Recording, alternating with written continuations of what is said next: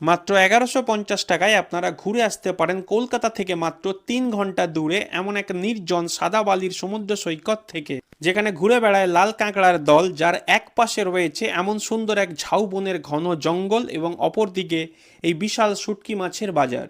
বোটে করে ঘুরে বেড়াতে পারবেন গভীর অরণ্যে, দেখতে পাবেন জেলে মাঝি ভাইদের জীবন জীবিকা এবং থাকতে পারবেন গ্রাম্য পরিবেশে একদম নদীর ধারে ম্যানগ্রোভ জঙ্গলের কাছে খড়ের ছাউনি ঘরে, পাশে পুকুর যেখানে পদ্ম ফুল শাপলা ফুল ফুটেছে, এবং রাতের অন্ধকারে শুনতে পাবেন ঢেউয়ের শব্দ, জোনাকির আলো এবং ঝিঁঝি পোকার ডাক, যেখানে সকালের ঘুম ভাঙবে আপনার পাখির কলতানে। হেঁটে দেখে নিতে পারেন গ্রাম বাংলার কাঁচা মাটির পথ দিয়ে।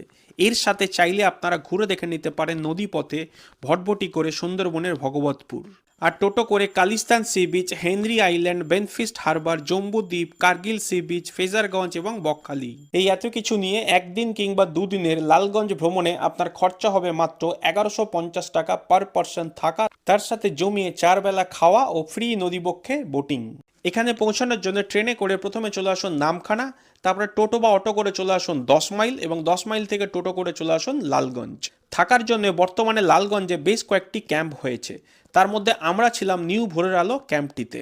ক্যাম্পে আসার সাথেই থাকছে ওয়েলকাম ড্রিঙ্কস, তারপরে আমরা ফ্রেশ হয়ে চলে আসি বোটিং করতে। এই লালগঞ্জ ভ্রমণের একটি প্রধান আকর্ষণ হলো ভটভটি করে নদীবক্ষে ভ্রমণ, যেখানে আপনারা বেশ কিছু সময় কাটাতে পারবেন এই ম্যানগ্রোভের জঙ্গলে। সাথে ঘুরে দেখে নিতে পারেন লালগঞ্জ সি বিচ, পাশে ঘন ঝাউবনের জঙ্গল এবং এই বিশাল আকার শুটকি মাছের বাজারটিও দেখে নিতে পারেন। এরপরে থাকছে দুপুরের খাবার, সাজিয়ে দেওয়া হবে কলা পাতায় ভাত, ডাল, আলু ভাজা, একটি সবজি তরকারি, আমুদি মাছের ভাজা, এত বড় সাইজের একটি কাতলা মাছ, চাটনি, পাঁপড় এবং মিষ্টি। লাঞ্চ পর্ব সেরে আপনারা চাইলে সারাউন্ডিংটা একটু ঘুরে দেখে নিতে পারেন এবং উপভোগ করতে পারেন সূর্যাস্তের এই অপরূপ সৌন্দর্য। সন্ধ্যা হতেই জ্বলে ওঠে ক্যাম্পের সমস্ত আলো, শুরু হয় বোনফায়ারের প্রস্তুতি। ইভিনিং স্ন্যাক্সে থাকছে মুড়ি মাখা, তার সাথে চা এবং বেগুনি। এর সাথে আপনারা মজা নিতে পারেন শীতের সন্ধ্যায় বোনফায়ার বারবিকিউ চিকেনেরও। এরপরে থাকছে ডিনার, ভাত অথবা রুটি, তার সাথে আলু ভাজা, বেগুন ভাজা, একটি সবজি তরকারি, চিকেন, তার সাথে চাটনি ও পাঁপড়। পরের দিনের সকাল, এখানে আপনার ঘুম ভাঙবে ঢেউয়ের শব্দ, পাখির কলতানে। চাইলে শীতের সকালের গ্রাম বাংলাটা আপনারা ঘুরেও দেখে নিতে পারেন এবং ট্রাই করতে পারেন খেজুরের রস। লুচি, আলুর তরকারি, ডিম এবং মিষ্টি দিয়ে ব্রেকফাস্টের সাথে শেষ হবে আমাদের একদিনের লালগঞ্জের ভ্রমণ। আপনারা চাইলে আরও একটা দিন এখানে থাকতে পারেন, সেক্ষেত্রে আপনারা 2 রকমের সাইট সিন করতে পারেন।